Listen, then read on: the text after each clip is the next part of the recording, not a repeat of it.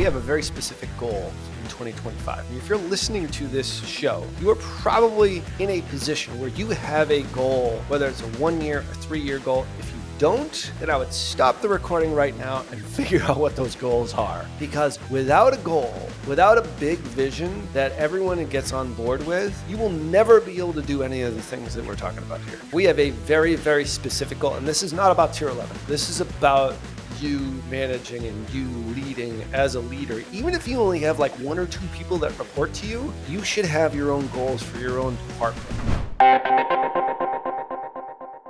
Hello and welcome to the Perpetual Traffic podcast. This is your host, Ralph Burns. I'm the founder and CEO of Tier 11 alongside my awesome co-host, Lauren Petrullo, who does what again? What do you do? I wear really pretty pink shoes. She does. She's also the founder of Mongoose Media. We're here today talking to CMOs, directors of marketing, about marketing business so you can acquire more leads and sales for your business. But today, actually, we're going to be talking about, for all of you people who are doing too much in your business, how to make yourself completely useless in your business. And we're going to have some real recent examples as to how we were able to do that. Not necessarily just our own experience, but also experience that I've actually seen from other CEOs and from other folks who are in positions where they probably should be not doing as much as they're actually doing and trusting their team. So we're going to talk about that today. But before we get into that, this is something we used to do all the time, Lauren E. Petrullo, which we still don't know what the E stands for. But anyway, I'm going to leave that a mystery. I'm going to leave that as an open loop. We're going to resolve that at a later date on a future Perpetual Traffic episode. But we used to talk about like our favorite like hack or tip or device or something, like a nugget that we would always sort of give before the show. And we got away from that. We got into this more scripted intro. And we asked our Telegram group, which is perpetualtraffic.com/Telegram. If you want to join that, there's well over 200 people in there. Like what they liked about our intros, and most of them said they didn't like the new intro.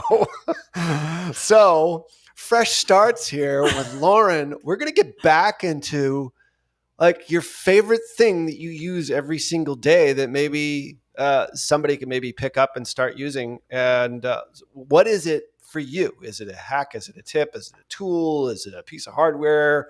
What is it specifically that helps make your day just a little bit more productive?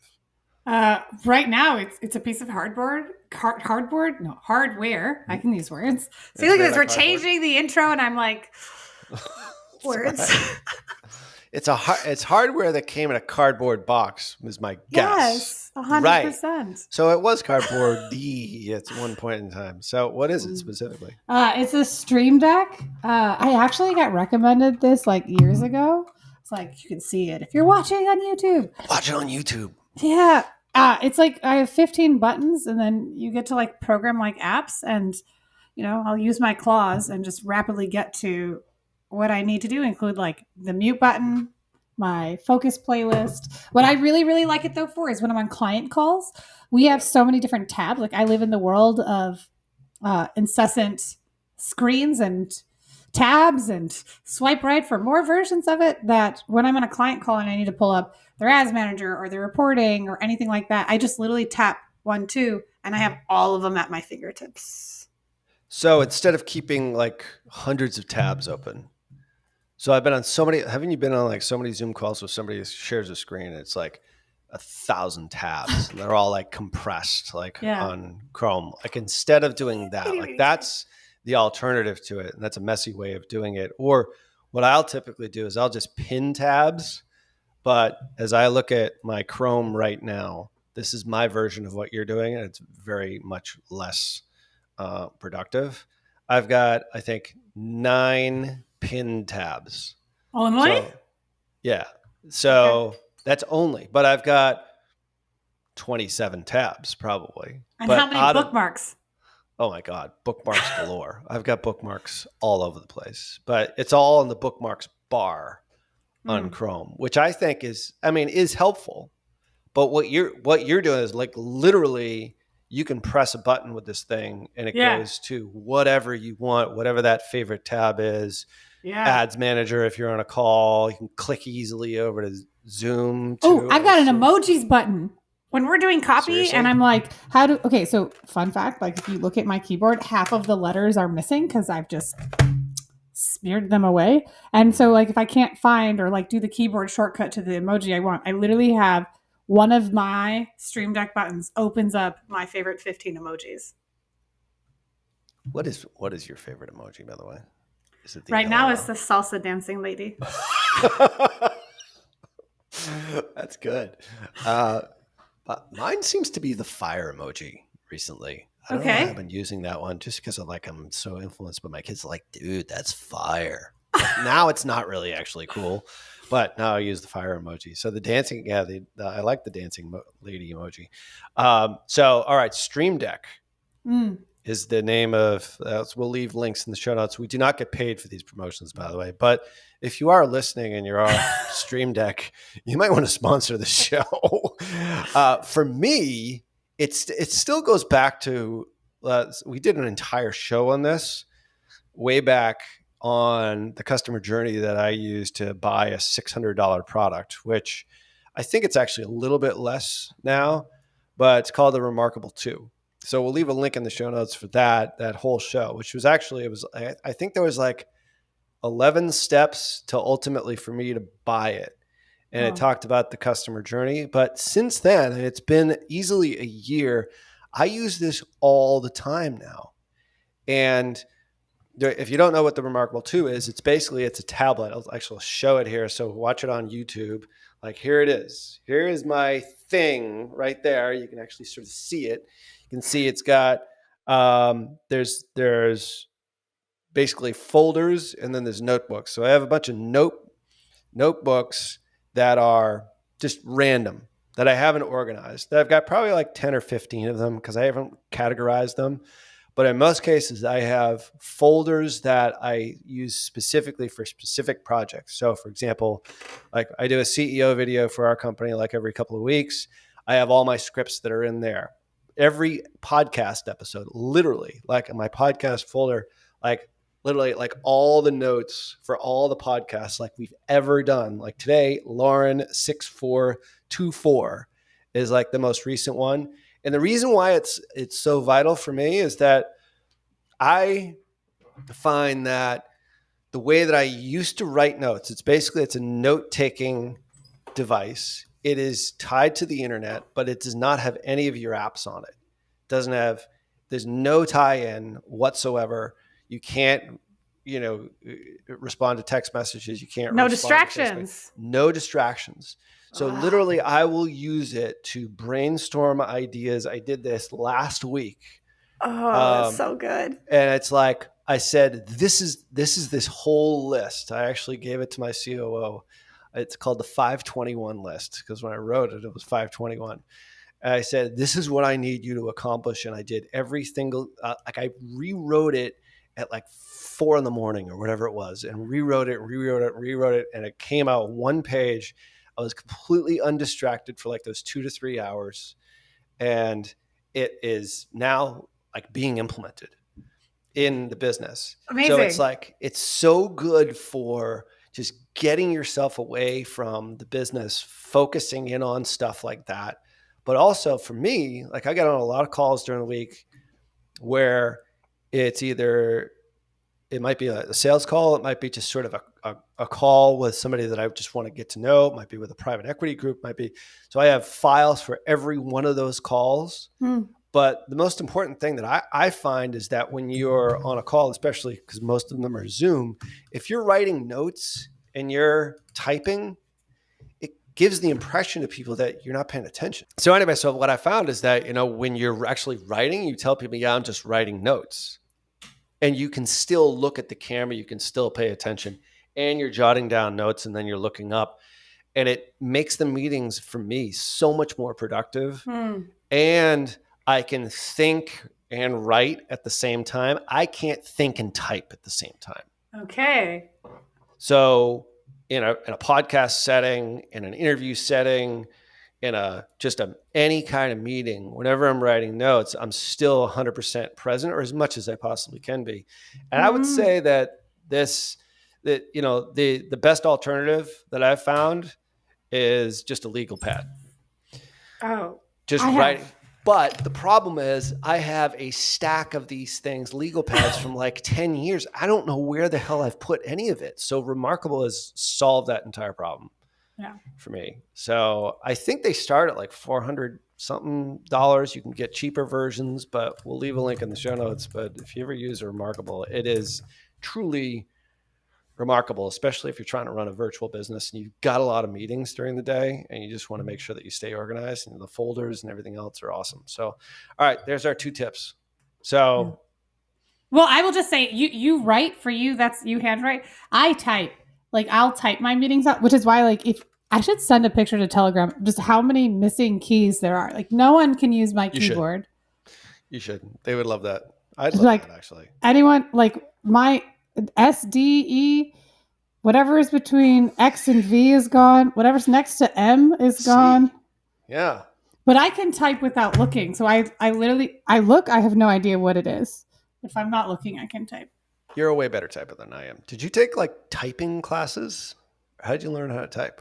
In school, there was a video game that our computer teacher gave us where you would type in a word and you had to do it. Otherwise, you would destroy a planet. It was like aliens were coming and you had to spell the word in time to stop that alien from invading your planet. So I was a superhero at an early age. So that's how. Did you learn it like the ASDF JKL semi kind of like like like the 4 fingers on there with the thumb? Yeah. Or With the thumb on the space bar. yeah. Yeah. I feel like I'm playing piano. And I do know that like I'll get comments sometime. I'll show you in person. Like I have friends, like when I'm in mastermind meetings or like connecting, and like our coach will say something. They're like, wait, Lauren, can you type this? And I can keep up almost at his speed. So I secretly, stenographer is like my alternative career one day. Yeah.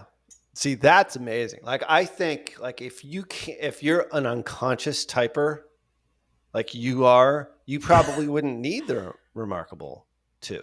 Is my guess. Like I'm an okay. I mean, I can type without looking, but I can't think and type at the same time.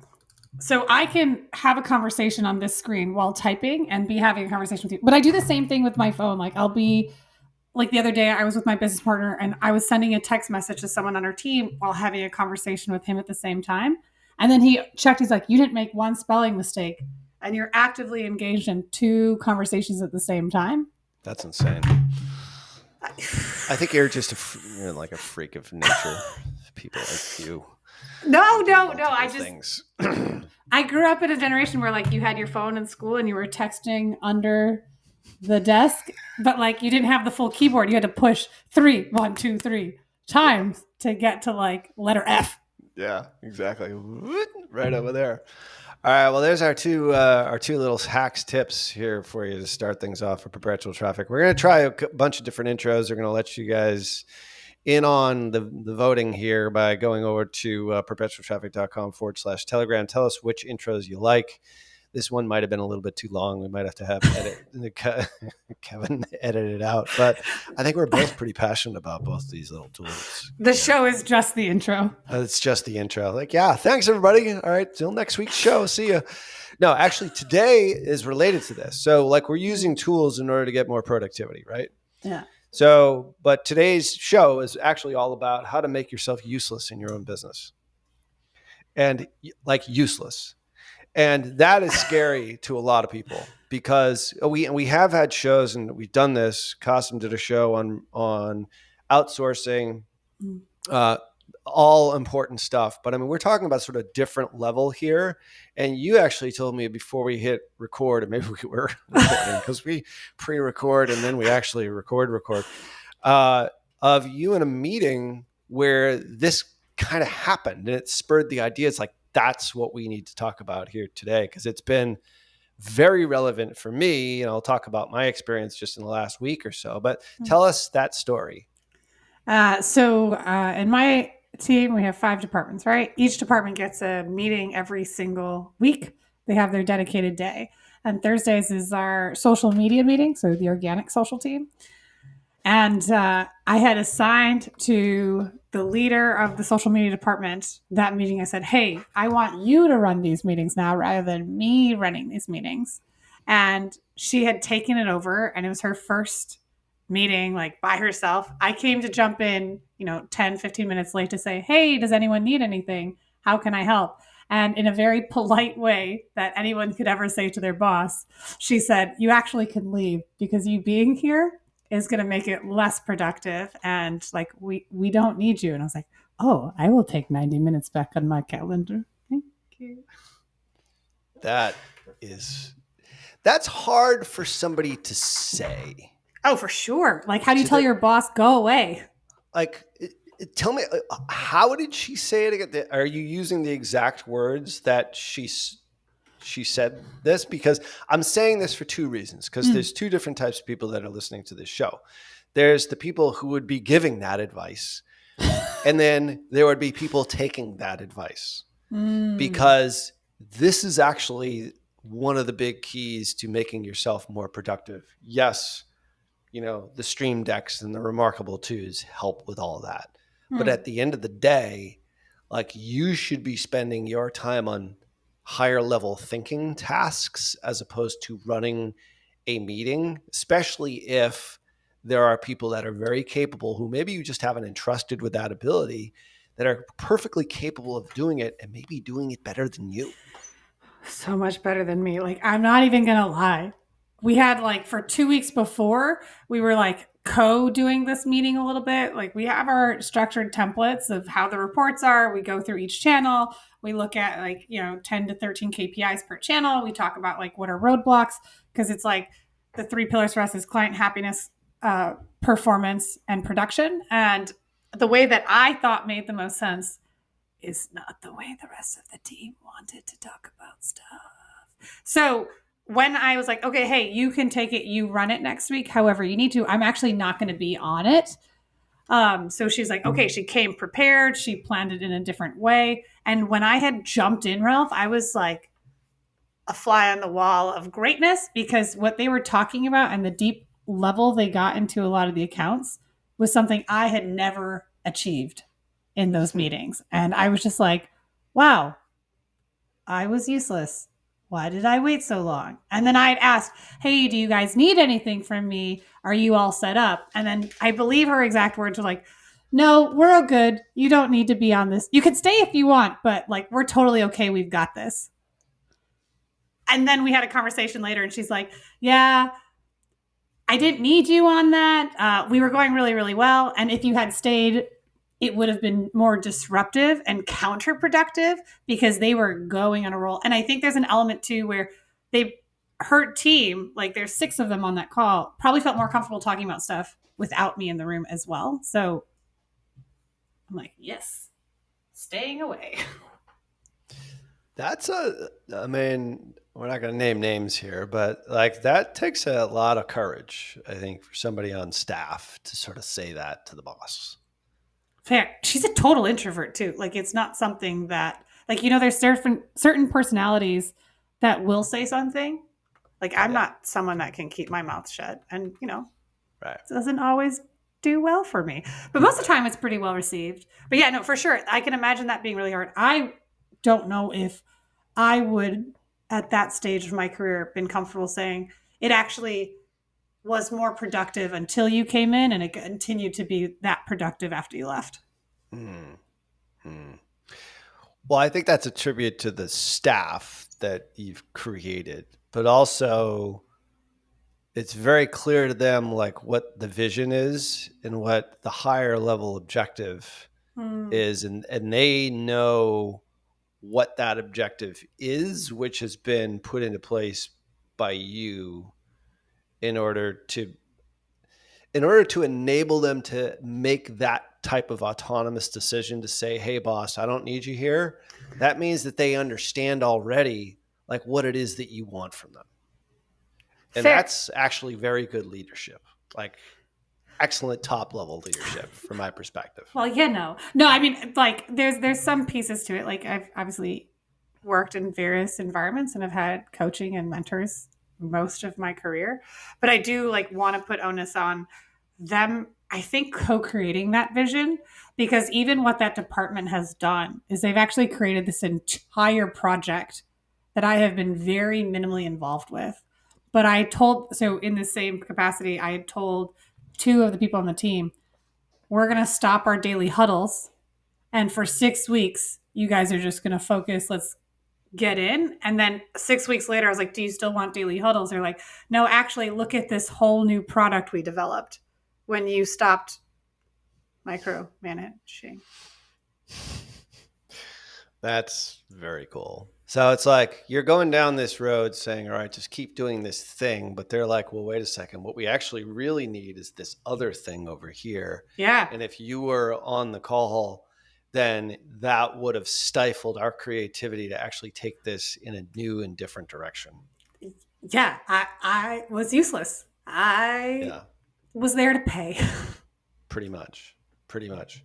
So I guess this begs the question, because we've got both types of people that are listening to today's show, is like, how do you do that? And my sense is that, like, so I had a very similar experience just recently. So I've been out, like, unfortunately, there's been a medical issue that has taken me away from doing recording, doing a lot of things that I really want to be doing, working, managing the business day to day. And so it's been sort of a tough, like, couple of weeks. Point is like, and then we've had, sort of fill-in shows and a bunch of other things that have gone on. But anyway, take that aside. In the last week and a half to 2 weeks, and I came back literally yesterday and started talking to my staff a bit more, got back into the flow of things. They had made decisions that I never would have even imagined, like, I would have ever made.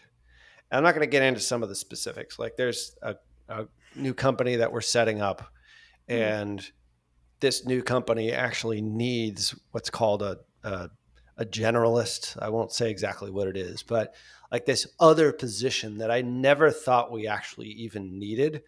And one of the guys on my staff, I always say is the HR guy, but he really is the employee success VP. That's his latest title.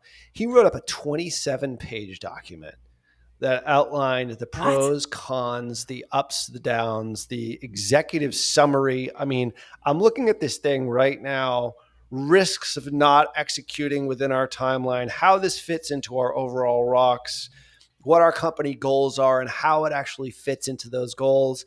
And he said, hey, if you have a chance, like, can we get on a call? I just want to get your final sign off on it before I go forward with it. And this is how much it's going to cost. He did a whole cost benefit analysis. Like, would I have ever been able to do that on my own? First off, think of the other company idea.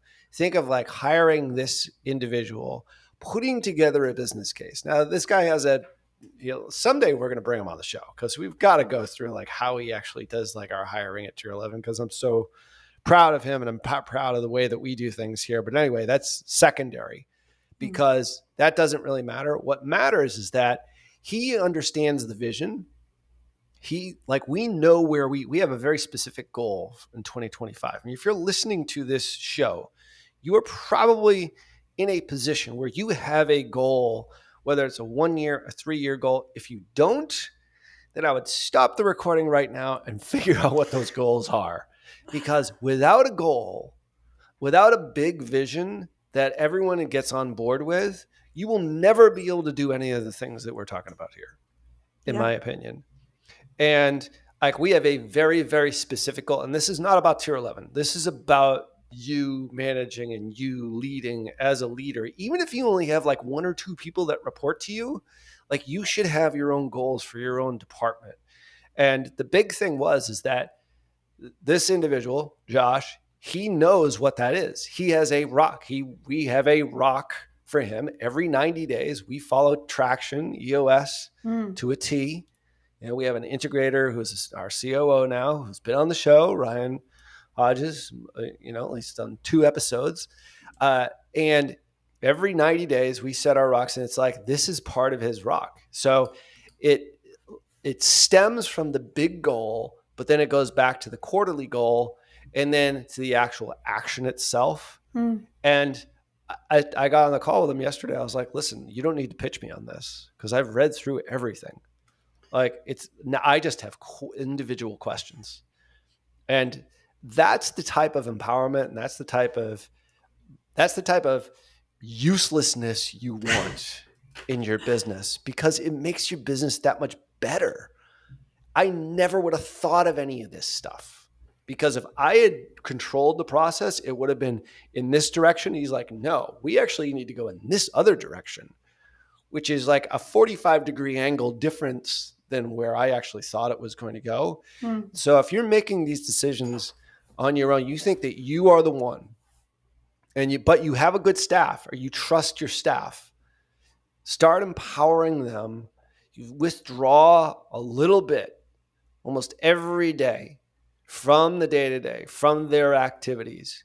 And you're going to be amazed at what kind of things people can do without you having to tell them what to do, as long as you have the right people on board. And I do think that that's an important thing. That's a whole other subject. Strong caveat. Strong Caveat. For sure. You've got to have a strong staff, for sure. But I'm going to say, there is a reason why you've reached a level of success in your business right now.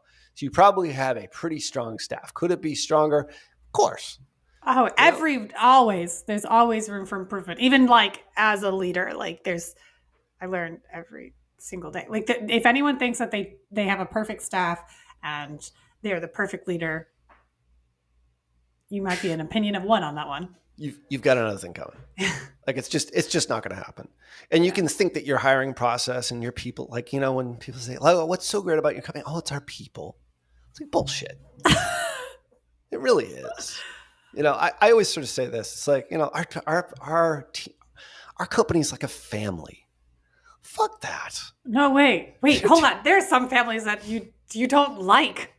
No. Like, you can't fire your brother. You can't fire your mother.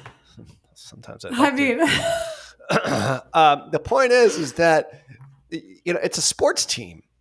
Yeah. And I know, like, whichever Reed it was, I think it's Reed Hastings actually said it. He said, hey, Netflix is a sports team, not a family. And I've always sort of liked that. I don't know whether he was the one who actually thought of it or not, but it's not like your people. Your people are like the most important people in your business are certainly the ones that produce, for sure. But the point is you always have to be leveling up at every stage of your growth. You might have really good people right now. You can get better over time. And we're even looking at that. And our VP of, employee success is looking at that on every level of our business, because the industry is changing so much, because we're sort of at that point of inflection where we're now moving in a different direction. Yes, we've had great staff in the past. Can we level up our staff even more? Absolutely, we can. And don't ever get complacent and think like you have the best staff in the world and it's your people. It's like it's total crap, because you constantly need to be improving that. And that doesn't necessarily mean go out and fire everybody. I'm not saying that, and like rehire somebody from somewhere else. The point is like you constantly have to be looking at that. So I'm taking that as sort of a baseline in order to be able to do what we're talking about here. Like you have to have a certain level of competency. All right, I'll shut up now and let you comment.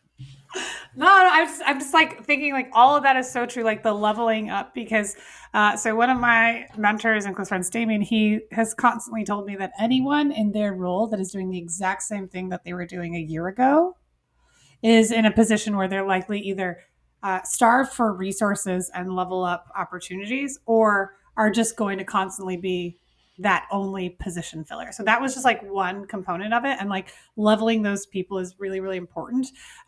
I have paid training I put the team through, because I don't have the time to always train the individual. And I'm not always the best person to train someone on something, especially the more specific they are in a performance marketing position for whatever department they're a part of. But I just wanted to bring in one thing that I really liked from my Disney days. Yeah. So Disney Institute is the consulting arm of Disney. So people will go take classes or like learn how Disney's approach to creativity and innovation, Disney's approach to selection and training. In these like facilitated groups, one of the keystone elements was, do you train your employees to learn how Disney hires, fires, designs, etc.